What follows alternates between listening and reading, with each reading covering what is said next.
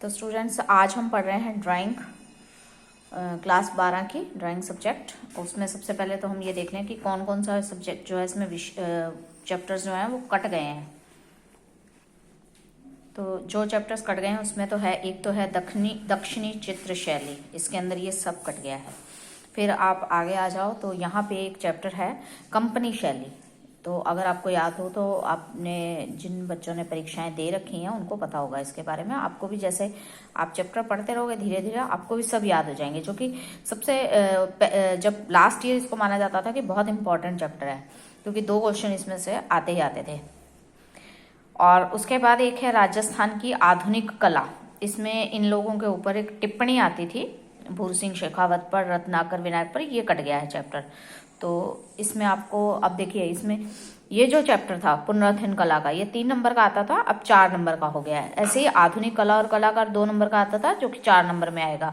और फिर मध्यकालीन भारतीय मूर्ति कला और मंदिर स्थापत्य 2 नंबर का था, जो कि 2.5 नंबर का हो गया है।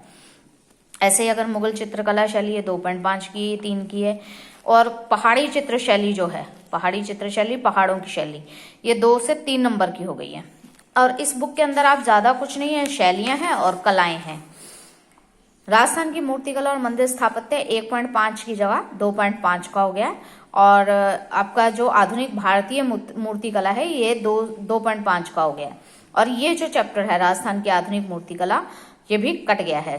तो आपके कोर्स में काफी कटौती हुई है। आज जो हम चैप्टर आपको पढ़ा रहे हैं वो है मुगल चित्र शैली। मुगल काल आपने सबने पढ़ा हुआ है, मुगल पीरियड कैसा था, तो उसी की चित्र शैली की विशेषताएं पढ़ेंगे कि वो उनके चित्र किस प्रकार से होते थे। 15वीं शताब्दी के उत्तरार्ध तक जब भारतीय चित्रकला में जो सबसे महत्वपूर्ण परिवर्तन दिखाई दिए, जैन अपभ्रंश शैली में व्यापक परिवर्तन आया। वृहद मालवा के चित्रों के नवीन स्वरूप प्रचलन में आए, जिनमें प्रयुक्त आकार, विषय और कलागत विशेषताएं नवीन परिवर्तन के स्पष्ट संकेत दे रहे थे। इस समय में सबसे ज्यादा थे नियामत नामा और आरण्यक पर्व आगरा का जो था, और लॉर्ड चंदा, महापुराण, चौर पंचासिका पालम की थी। इस परिवर्तन के प्रत्यक्ष उदाहरण है कि हम जो हमारी चित्र शैली जो पहले से चली आ रही थी उसमें मुगल काल के दौरान बहुत ज्यादा परिवर्तन हुए। 16वीं शताब्दी के आरंभ में कला में जहां नवचेतना की पदचाप सुनाई दी, वहीं रियासतों के आपसी टकराव भी दिखाई दिए। और भारत में मुगलों को प्रवेश जब था 1526 में बाबर ने किया था, और पानीपत युद्ध में उसकी पहली विजय हुई थी जब वो दिल्ली का शासक बना। बाबर जो था वो तैमूर पितृपक्ष का था, 5वीं पीढ़ी थी उसकी। और मंगोल योद्धा चंगेज खान मातृपक्ष की 14वीं पीढ़ी से जन्मा था। अब आप यहाँ देखो कि पितृपक्ष और मातृपक्ष लिखा है। अब आप कहेंगे कि ये क्या है, अब सबको मालूम है वैसे ये, जितने आप लोग सब समझदार हो। इसमें पितृपक्ष जहां पिता का पक्ष चलता है और मातृपक्ष जहां माँ के द्वारा गृहस्थी का चलन होता है, इसलिए हम इन्हें मुगल कहते हैं। मुगल शहंशाह प्रारंभ से कला प्रेमी रहे। कला प्रेमी क्योंकि इन्होंने अगर आपको याद हो तो शाहजहां का स्थापत्य कला, जहांगीर भी कला का प्रेमी था। तो ये चीजें छोटी छोटी सी हैं। बाबर, हुमायूं, अकबर, जहांगीर और शाहजहां तक इस शैली में, अब आप देखिए बाबर से शैली शुरू हुई और शाहजहां तक ही चली है, क्योंकि शाहजहां के पुत्र ने क्या किया, इसे गिरफ्तार कर लिया। आपने पढ़ा है दारा शुजा के बारे में। और ये जो निरंतरता है, ये क्रमिक विकास रहा इसमें। मुगल शैली पूर्णतः ईरानी कला थी। ईरान से ये लोग अपने साथ चित्रकार लेके आए थे, और हम इसे भारतीय संदर्भ में आपको बताएंगे कि अकबर के समय में जो ये शैली थी ये राजस्थानी थी, अपभ्रंश थी, और दक्षिणी शैली की नवीनता प्राप्त कर मौलिकता प्राप्त कर चुकी थी।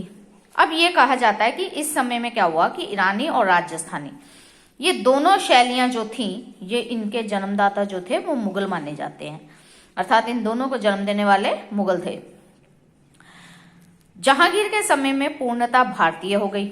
जहांगीर तक, जब तक ये जहांगीर तक पहुंची, आपने पढ़ा ना बाबर, हुमायूं, अकबर, जहांगीर, जब तक वो यहाँ पहुंची ना तब तक ये क्या हुआ, पूर्णता भारतीय हो गई और यूरोपीय प्रभाव अधिक हो गया इसमें।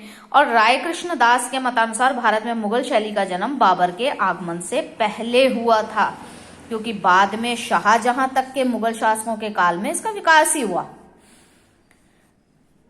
औरंगजेब जो था वो कट्टर शासक था। उसने क्या किया कि उसने कहा कि आप लोग चित्र नहीं बनाएंगे, राजाओं जो भी उनके जो लोग कला प्रेमी थे ना, उसने उनसे कहा कि आप लोग चित्रांकन नहीं करोगे, और छोड़ने के लिए इसको मजबूर कर दिया। और जो अब आप सोचिए कि अगर आपको गीत गाने का शौक है और अगर आपको घर में कोई मना करेगा तो आप कहीं और जाके गाएंगे, या अगर आपको कि खेल कूद का शौक है, किसी को क्रिकेट का शौक है, किसी को फुटबॉल का शौक है, तो वो शौक थोड़ा ना कोई छोड़ देता है। तो क्या हुआ कि जब इन कलाकारों को चित्रांकन करने के लिए मना कर दिया उसने कि आप लोग यहाँ नहीं करेंगे, तो वो क्या किया, उन्होंने दूसरी रियासतों में चले गए और वहां पर अन्य कार्य करके जीविकोपार्जन करने लगे। यहीं से मुगल काल का पतन शुरू हो गया। और दरबारी कला होने के कारण मुगल शैली प्रत्येक बादशाह के साथ उसकी रुचि के अनुसार परिवर्तित होती थी। अब कहेंगे हम, आप रुचि के अनुसार कैसे परिवर्तित होती रही? तो सिंपल सी बात है बेटा कि जब आप कोई कार्य करते हैं और आपकी रुचि बदल जाती है। रुचि कब बदलती, शौक कब बदलता है? जब सामने वाला व्यक्ति बदल जाए। आपने देखा, आप कोई भी काम करने का हर एक व्यक्ति का अपना अंदाज होता है। अगर घर में बेटियां खाना बनाती हैं या माँ खाना बनाती है, तो समय के अनुसार वो एक कहावत सुनी होगी आपने कि हलवा उतना ही स्वादिष्ट बनता है जितना उसमें सामग्री डलती है। तो सामग्री का मतलब क्या है? ड्राई फ्रूट्स, घी। और अगर इसी हलवे को सिंपल तरीके से बनाएंगे तो हलवा वैसा स्वाद नहीं बनेगा जो आपका ड्राई फ्रूट से बनेगा। तो हम लोग क्या कह रहे हैं कि रुचि के अनुसार। अब मेरे घर के अंदर अगर मेरे पास डालने के लिए उसके अंदर ड्राई फ्रूट ही नहीं है, देसी घी नहीं है, तो मैं हलवा क्यों बनाऊंगी? सिंपल सी स्ट्रेटेजी है, नहीं बनाऊंगी। तो इससे हम कहते हैं रुचि। आप रुचि के अनुसार जो भी काम करते हैं, आप रुचि के अनुसार करते हैं। रुचि कब आएगी? जब आप उस काम को करने के काबिल होंगे। तो इसमें क्या हुआ, धीरे धीरे परिवर्तन हुए। अब राजा महाराजा थे, उनके शौक अलग अलग थे, और शौक अलग अलग होंगे तो जो उसके नीचे काम करते हैं जो चित्रकार, उनके भी बदलाव हो जाएंगे। सबसे पहला हम पढ़ेंगे बाबर। अब इसने क्या किया, मुगल साम्राज्य की नींव रखी और बहुत कम समय शासन किया, क्योंकि 1526 में नींव रखी और 1530 में इसकी मृत्यु हो गई। और इस समय में कोई चित्र हमें नहीं मिला, क्योंकि उसने पूर्व का राफेल कहने वाले प्रसिद्ध चित्रकार बेहजाद और शाह मुजफ्फर को चित्रकारी देखी और उसकी समीक्षा की। बाबर ने अपनी आत्मकथा तुझके बाबरी, जिसको हम बाबरनामा के नाम से जानते हैं, इन कलाकारों के बारे में बताया। किसके बारे में बताया? बेहजाद और शाह मुजफ्फर। यहाँ एक छोटा सा क्वेश्चन है, बाबरनामा में किन ईरानी चित्रकारों का वर्णन है? तो आप बताएंगे बेहजाद और शाह मुजफ्फर। फिर है हुमायूं। बाबर के पश्चात उसके ज्येष्ठ पुत्र कौन थे? 1530 से 1556 में राज्य संभाला उसने। हुमायूं का पूरा जो जीवन था वो संघर्ष में बीता, और वो कला प्रेमी था। और अपने लश्कर में, लश्कर कौन होता है? जब युद्ध के लिए कोई सेना जाती है उसको लश्कर बोलते हैं। तो उसमें वो अपने साथ क्या करता था? चित्रकारों को ले जाता था। और इसने क्या किया? कला प्रेम के कारण ईरानी चित्रकार मीर सैयद अली जुदाई और ख्वाजा अब्दुल समद शिराजी को ये भारत लेके आया। इनको दोनों को कौन लेके आया था? हुमायूं लाया था। हुमायूं किसे लाया था? दो ईरानी चित्रकारों मीर सैयद अली जुदाई और ख्वाजा अब्दुल समद शिराजी को। सबसे इंपॉर्टेंट क्वेश्चन है, तो ये आपको 100% करना है कि दो ईरानी चित्रकार मीर सैयद अली और ख्वाजा अब्दुल समद शिराजी को कौन भारत लाया था? हुमायूं लेके आया था। कौन लाया था? हुमायूं लाया था। तो यहाँ एक थोड़ा सा आपको समझना है, बाबर ने जरूर लिखा अपने उसमें उसके बारे में, बेहजाद और शाह मुजफ्फर के बारे में, पर ये कोई चित्र बनवा नहीं पाया, इसका कोई चित्र हमें नहीं मिला। लेकिन हुमायूं ने क्या किया? हुमायूं ने दो चित्रकार वो ईरान से लाया और अपने लश्कर में भी वो चित्रकारों को रखता था। ये सबसे इंपॉर्टेंट बात है कि आप कहीं युद्ध पे भी जा रहे हैं या आप कहीं शिकार करने भी जा रहे हैं, तो आप अपने साथ चित्रकारों को लेकर चल रहे हैं। तो कौन थे ये चित्रकार? ईरानी चित्रकार थे। क्या नाम था? मीर सैयद अली जुदाई और ख्वाजा अब्दुल समद शिराजी। दोनों ईरानी शैली थे, चित्रकार थे। अब ईरान से आए थे तो ईरानी शैली थी। और बालक अकबर ने उनसे चित्रकला सीख ली। अब कौन, इसके बाद कौन आएगा? हुमायूं के बाद कौन आया? अकबर आया। अब इसने क्या किया? ये तो बचपन से चित्रकारों के साथ रहा, तो इसने चित्रकला भी सीख ली और पूर्णतः फारसी व ईरानी शैली में तैयार किए। हुमायूं के समय दास्ताने अमीर हमजा नामा जिसको कहते हैं का चित्रण प्रारंभ हुआ, परंतु यह अकबर के समय में पूरा हुआ। अर्थात ये चित्र बनना तो शुरू हो गया, लेकिन पूरा कब हुआ? जब अकबर के समय में। उसके बाद है अकबर। हमने यहाँ क्या कहा था कि अकबर ने हुमायूं के समय में इन दोनों से चित्रकारी सीखनी शुरू की। अब इसमें क्या हुआ कि पोथी खाना जगह का नाम है, पोथी खाना, इसकी सीढ़ियों से पैर फिसल कर गिर जाने से, पोथी खाना पुस्तकालय को कहते हैं, लाइब्रेरी को कहते हैं, यहाँ पैर फिसल कर गिरने से हुमायूं की मृत्यु हो गई। अब मात्र 13 वर्ष की आयु में अकबर को राज्य की बागडोर संभालनी पड़ी। बहुत छोटी उम्र का था। बाबर और हुमायूं कला की दृष्टि से जीवन का आनंद राजनीतिक परिस्थितियों के अस्थिरता के कारण ना ले पाए, परंतु अकबर ने इसके अपनी कुशलता से ना तो राज्य का भी इसने विस्तार कर लिया अपनी कुशलता से, और एक अच्छा शासक उसकी छवि भी प्राप्त की। अकबर के शासनकाल में क्या हुआ, जो ईरानी चित्रकार भी पहले से भारत आए थे ना, उनमें मीर सैयद अली व ख्वाजा अब्दुल समद शिराजी प्रमुख थे। अब इन दोनों कलाकारों ने अकबर की रुचि व नीति के अनुरूप कला क्षेत्र में नई भावनाएं भरी, और इन्होंने क्या किया, भारतीय रंगों में संजोकर अकबर के विचारों को, विचार क्यों होंगे उसके, क्योंकि अगर आपने देखा हो कि हम किसी से अपने लिए अब कोई पेंटिंग बनवाते हैं तो रंगों का तालमेल हमारा होता है, हम सलाह ले सकते हैं उसकी, पर वो बनाएगा वही। अब वो अच्छा लगे या बुरा लगे ये हमारे ऊपर है, क्योंकि हमने उसे रंगों का समावेश दिया है। तो इन्होंने क्या किया, इन्होंने भारतीय रंगों को संजोकर विचारों को साकार किया। अब जैसे अकबर ने ये चाहा कि भाई मैं शिकार पे जा रहा हूं या मैं कोई युद्ध लड़ रहा हूं, तो आप उसको जीवंत रूप दें, तो ये इनका काम था। अब इसमें दसवंत और बसावन जैसी प्रतिभा संपन्न भारतीय चित्रकारों ने मिलकर मुगल शैली को प्राणवान बना दिया। ये दो जो थे, दसवंत और बसावन, ये कौन थे, भारतीय चित्रकार। और मीर सैयद अली और ख्वाजा अब्दुल समद शिराजी ईरानी चित्रकार थे। किसके समय में काम किया, अकबर के समय में काम किया। आए किसके समय में थे, हुमायूं के समय में आए थे। और योगदान किसको दे रहे हैं, अकबर को दे रहे हैं, जो कि हुमायूं का पुत्र है। और इन्हीं दोनों ने, मीर सैयद अली और ख्वाजा अब्दुल समद शिराजी ने ही अकबर को उसके बचपन में चित्रकारी सिखाई, और इन दोनों का साथ दिया भारतीय चित्रकारों दसवंत और बसावन ने। अब इसमें क्या हुआ कि ईरानी कठोरता के स्थान पर भारतीय कोमलता का समावेश हो गया चित्र शैली में। अकबर विद्वान व नीतिज्ञ होने के साथ कला का पारखी भी था। अब इसने क्या किया, सैकड़ों चित्रकारों को संरक्षण दिया, सम्मान दिया और प्रेरणा दी। मुगल इतिहासकार अबुल फजल ने अपनी पुस्तक आईन अकबरी में लिखा कि अकबर का बाल्यकाल से ही चित्रकला के प्रति स्वाभाविक झुकाव था। उसने बड़े बड़े कलाकारों को अपने दरबार में आश्रय दिया। इन चित्रकारों की ख्याति ईरान व यूरोप तक थी।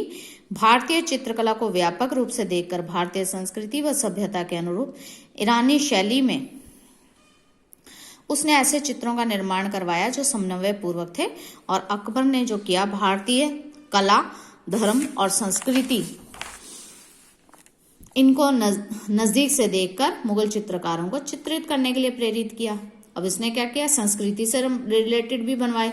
अब दास्तान अमीर हमजा, शाहनामा, तारीख खानदान तैमूरिया, रज़्मनामा, वाक़यात बाबरी, अकबरनामा, अनवार सुहेली, दरानामा जैसे सचित्र पुस्तकों के साथ रामायण, महाभारत, योग विशिष्ट, नल दमयंती, शकुंतला, कथा सरिसागर, कृष्ण चरित आदि पुस्तकों का बड़ी कुशलता से चित्रण और अनुवाद करवाया। अब चित्रण और अनुवाद क्या है, आप देखो उन्होंने क्या लिखा है, ध्यान से सुनना। सचित्र अर्थात जब हम कोई छोटी सी कहानी पढ़ते हैं, छोटे बच्चों को देखो, कोई कहानी पढ़ते हैं ना तो उसमें चित्र ज्यादा होते हैं। क्यों होते हैं, क्योंकि बच्चा इतनी कहानी देखकर नहीं समझता जितनी चित्र देखकर समझ आता है। छोटे बच्चे को, नर्सरी क्लास के बच्चे को अगर ए फॉर एप्पल सिखाना है तो उसको एप्पल दिखाना पड़ेगा। जब आप उसको एप्पल दिखा दोगे ना तो फिर उसको 10 बार बोल दो ए फॉर, तो अपने आप बोल देगा एप्पल। तो क्या हुआ, सचित्र वर्णन हुआ। अब अकबर का कला प्रेम, क्योंकि सबसे बड़ा जो था वो अकबर था कला का प्रेमी। अकबर खुद भी था, हमने पढ़ा था, ईरानी 2 चित्रकारों ने उसे चित्रकला शैली सिखाई थी। और उसके पिता हुमायूं ने उसके चरित्र निर्माण में, ईरान के प्रसिद्ध चित्रकारों ने उसे चित्रकला का अभ्यास करवाया। अब अकबर के समय में राजनीतिक परिस्थितियों में थोड़ी स्थिरता और शांति आई। शाही क्रियाकलापों के पश्चात जो समय बच जाता था, जो राजकीय कार्यों के बाद जो समय बचता था, उसमें अकबर क्या करता था, चित्रशालाओं में जाकर व्यतीत करता था। हिंदू और मुस्लिम दोनों धर्मों के चित्रकार थे उसके। ख्वाजा अब्दुल समद शिराजी, मीर सैयद अली, जिनके बारे में हम पहले से जानते हैं कि ये दोनों ईरानी चित्रकार थे। सुखलाल, दसवंत, मुकंद, जगन्नाथ माधव, महेश, ताराचंद, सांवल, खेमकरण, हरवंश राम और बसावन, इनको हम दोनों को जानते हैं कि आपको याद हो। तो इन भारतीय चित्रकारों ने ईरानी चित्रकारों की मदद की थी। ये बाकी बाद में आए। अबुल फजल ने लिखा कि ईरानी चित्रकारों की अपेक्षा भारतीय चित्रकार बहुत ज्यादा निपुण, सूक्ष्मदर्शी और भावना प्रवण थे। अब आप एक चीज छोटी सी समझो, कोई भी चित्रकार कब सूक्ष्मदर्शी और भावना प्रवण, भावनाएं कब जुड़ती हैं? जब आप उस जगह के वासी होते हैं, आप उस जगह को अच्छे से समझते हैं, उस जगह को अच्छे से जानते हैं, तभी आप उसका वर्णन कर पाएंगे, नहीं तो आप नहीं कर पाएंगे। मान लो कि आपको शिमला की पहाड़ियों का वर्णन करना है, तो जब तक हमने शिमला देखा नहीं, हम वर्णन कैसे करेंगे? हमने शिमला देखा तो हम उसकी हर एक गली का, हर एक कूचे का, उसकी सुंदरता का एक अलग ही व्याख्यान कर पाएंगे। तो वैसे ही, क्योंकि ये सब जो थे ये भारत के अंदर रहे थे, भारत को जानते थे, भारत को समझते थे, तो इसलिए इन्होंने भारतीय चित्रकार जो शैली थी उसको एक नया मुकाम पहुंचा दिया। तानसेन सबसे महान संगीतकार, अकबर चित्रकला के साथ शेष अन्य कलाओं पर भी ध्यान देता था और चित्रकारों के हुनर पर अकबर उन्हें विभिन्न उपाधियां देता था, जैसे नादिर उल मुल्क, हुमायूं नसारी। सभी ललित कलाओं की समान रूप से प्रगति करने वाले उसके दरबार के योग्य नवरत्न अपने कार्य में दक्ष थे। अब इसके अकबरकालीन चित्र कौन से थे? एक तो अभारतीय कथाओं के, जिनका भारत से लेना नहीं था, इनमें हमजानामा, खमसा निजामी आदि। फिर भारतीय कथाओं के रामायण, रजमनामा अर्थात महाभारत, नल दमन नल दमयंती पर, अनवार ए सुहेली पंचतंत्र पर। और ऐतिहासिक ग्रंथों में थे शाहनामा। ऐतिहासिक ग्रंथ मतलब उनका ग्रंथ जो अकबर, हुमायूं और बाबर के बारे में आपको बताए वो। शाहनामा ईरान के शासकों का इतिहास था, तैमूरनामा तैमूर का इतिहास था, बाबरनामा अकबर नामा आदि। बाबरनामा जो बाबर के बारे में बताएगा, अकबरनामा जो अकबर के बारे में बताएगा। और व्यक्ति चित्र थे और सामाजिक चित्र भी थे। अब बात आएगी कि इसकी विशेषताएं कैसी थी, अकबर के चित्र कैसे थे। सबसे बड़ी बात, अकबर खुद चित्रकार था, तो नॉर्मल सी बात है कि उसकी चित्रशैली में खास विशेषताएं होंगी, विशिष्ट रही होगी। और फिर उसने हिंदू मुसलमानों को सौहार्द को बढ़ावा देने के लिए एक समन्वित विचार पेश किया। उसने क्या किया? दरबारी शान शौकत, सुकुमारता, मुगल बादलों की, इनकी बादशाहों की वीरता और शिकारों के दृश्यों के चित्र बनवाए। अगर आपको याद हो तो हमने एक शुरू में कहा था कि हुमायूं क्या करता था, लश्कर के साथ लेके जाता था, तो इसने पिता से अपने से सीखा था। तो क्या है, मुगल बादशाहों की वीरता कहाँ प्रकट होगी? युद्ध में। शिकार के दृश्य, राजा शिकार करता है तो क्या करता है? सुकुमारता, जब एक बादशाह जब बचपन में होता है तो कैसा दिखाई देता है, उसकी शान और शौकत कैसी होती है, उसकी सुकुमारता कैसी होती है, वो चीजें। अब इसने क्या किया? चमकदार रंगों का समावेश किया। कौन से रंगों का?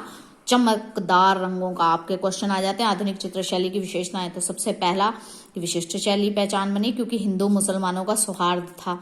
और फिर इसने संबंधित विचार में कौन कौन से चित्र बनाए? शौकत, सुकुमारता, मुगल बादशाहों की वीरता और शिकार के दृश्यों के, जिसमें रंगों का चमकदार ढंग से प्रयोग किया। कौन कौन से रंगों का समावेश हुआ? केसरिया, पीला, नीला, लाल, गुलाबी, हरा। और अकबरकालीन चित्रों में रेखाओं का महत्व मिला, जैसे कि एक चश्म चेहरा बनाने की सामान्य परंपरा थी और मुखाकृति भी अलग से दिखाई जाती थी। पशु पक्षियों और वृक्षों के चित्र, आभूषणों के चित्र बिल्कुल एक क्लियर से लिए जाते थे। अकबरकालीन चित्रकार छवि अर्थात व्यक्ति चित्र बनाने में दक्ष थे। राजा पृथु का चित्र सबसे इम्पोर्टेंट है इसमें। और अधिकांश चित्रकारों ने व्यक्ति चित्रों में नियमों का पालन किया। वस्त्रों के सलवटों तक को स्वाभाविक रूप से दिखाया जाता था और एक ही चित्र को कई चित्रकार मिलकर बनाते थे। जैसे किसी को सलवटें दिखानी अच्छे से आती हैं तो वो काम कर ले। आपने देखा हो कि आप घर के अंदर भी काम मिल बांट के करते हैं कि नहीं करते? मिल बांट के किया करो, क्योंकि यहाँ आप देखो चित्र भी एक जो है वो अलग अलग चित्रकारों से मिलकर बनता है। उसमें आपका, अगर आप घर पे मिल बांट के काम करोगे तो प्रेम बढ़ता है। व्यक्तियों के चित्र बनवाकर उन्हें प्रदर्शित भी करवाया जाता है और भीड़ भाड़ भी चित्रों में दिखाई गई, जिससे ये पता चला कि राजा कितना शान शौकत हुआ करता था। आईने अकबरी में अकबरकालीन चित्रकला का समुचित उल्लेख मिला। और कलम जो थी, तूलिका को कलम कहते थे और चित्रकार को कलम करतार कहते थे। अकबर के समय में चित्रकार की तूलिका को क्या कहते थे? कलम, और चित्रकार को कलम करतार। और तालिकाएं जो थी वो पशु के बालों से बनाई जाती थी। और कागजों का भी उल्लेख किया है। सियालकोट पंजाब में कागज का एक मुगल कारखाना स्थापित किया गया था। कहाँ किया गया था? सियालकोट पंजाब में मुगल कारखाना, काय के लिए? कागज के लिए, जिसे मुगलिया कागज कहते थे। कहाँ किया गया था? सियालकोट में। मुगलिया कागज कहाँ बनता था? पंजाब सियालकोट में, मुगलिया कागज सियालकोट पंजाब में बनता था, मुगलिया कागज सियालकोट पंजाब में बनता था। ये आप अच्छे से याद कर लें, ये आधे नंबर में या 1/4 नंबर में क्वेश्चन आ जाता है। अकबरकालीन प्रमुख चित्रकार, सिंपल, सबसे पहला मीर सैयद अली, दूसरा ख्वाजा अब्दुल शमाजी, फिर दसवंत बसावन जो हम पढ़ चुके हैं, ये दोनों ईरानी और ये दोनों भारतीय। मीर सैयद अली ईरानी था और सफवी शैली का चित्रकार था। उसके पिता का नाम था मंसूर, स्वयं चित्रकार थे वह, और जुदाई नाम से वो लिखता था। सुंदर और मोहक वातावरण इसके चित्रों में था। हजमा नामा के चित्र इसके निर्देशन में बने थे और इसके चित्रों में लैला मजनू का चित्र और मजनू का जन्म और पिता का व्यक्ति चित्र प्रमुख है। फिर है ख्वाजा अब्दुल शिराजी, ईरानी कला केंद्र शिराज का रहने वाला था और शीरी कलम की इसे उपाधि दी थी। हुमायूं और अकबर को इसने कला शिक्षा दी और अकबर की चित्रशाला में ये प्रमुख था और अकबर का प्रिय कलाकार था। फिर दसवंत हम सब जानते हैं, हिंदू कलाकार था, भारतीय था और शुरू में सेवक था। फिर अब्दुसम्मद ने इससे चित्रकारी सीख ली और फिर रज़्मनामा में इसने सुंदर चित्र बनाए और दैनिक जीवन पर आधारित पौराणिक दृश्यों को भी अंकित करता था। और चित्र शैली में भारतीयता का भाव जो था वो दसवंत लेके आया था। बसावन, ये भी अकबर का महत्वपूर्ण चित्रकार, 100 के आसपास चित्र बनाए। अबुल फजल ने इसकी बहुत प्रशंसा की। बसावन के चित्र जो थे वो यथार्थ यानी असलियत के नजदीक थे और ये कलाकार पृष्ठभूमि बनाने, मुखाकृति की विशेषताओं का अंकन करने, रंगों के मिश्रण तैयार करने, दरबारनामा, अकबरनामा आदि ग्रंथों में इसके चित्रण आपको अलग से दिखाई देंगे। आप इतना याद कीजिए। फिर नेक्स्ट उसमें हम पार्ट में आपके साथ जो बांटेंगे वो होगा जहांगीर कालीन मुगल कला, क्योंकि अभी इस चैप्टर का एक हिस्सा और आएगा आपके सामने, तो आप इसको अच्छे से तैयार करें क्योंकि छोटे छोटे बातें हैं। जैसे कि सबसे इम्पॉर्टेंट कि जो बाबर था वो किन 2 ईरानी कलाकारों को अपने साथ लाया, और बाबर आप सब जानते हैं 4 साल से ज़्यादा उसने शासन नहीं किया और अपने समय में कोई चित्र शैली भी नहीं कर पाया। उसके बाद बात करें हुमायूं की, तो हुमायूं भी अपने समय में इतना नहीं कर पाया क्योंकि वो लड़ाइयों में या युद्धों में, और लेकिन एक चीज़, युद्धों में वो बिजी रहा लेकिन युद्धों में वो अपने साथ कलाकारों को, चित्रकारों को लेकर जाता रहा। और फिर उसके बाद है अकबर, जो कि हमने बता ही दिया कि वो उसने दोनों ईरानी चित्रकारों मीर सैयद अली और आपका ख्वाजा अब्दुल शिराजी, उससे दोनों से बचपन में उसने सीखा और महज 13 वर्ष की उम्र में वो एक बादशाह बना और किस तरीके से उसने अपनी चित्र शैली को बढ़ाया और चमकदार ढंगों का उपयोग किया उसने, जिसमें केसरिया, पीला, नीला, लाल, गुलाबी, हरा इनका समावेश था। फिर आपने पढ़ा कि कैसे चित्रकारों के बारे में कि कौन कौन से चित्रकार थे, जिसमें हमने आपसे पहले ही कह दिया था कि मीर सैयद अली, ख्वाजा अब्दुल शिराजी, ये दोनों तो ईरानी थे और दसवंत और बसावन जो थे वो भारतीय कलाकार थे। और इन्होंने क्या किया, भारतीय समावेश जो था उस चित्र शैली में कर दिया और ये सभी जो चित्र उसने उस समय बनाए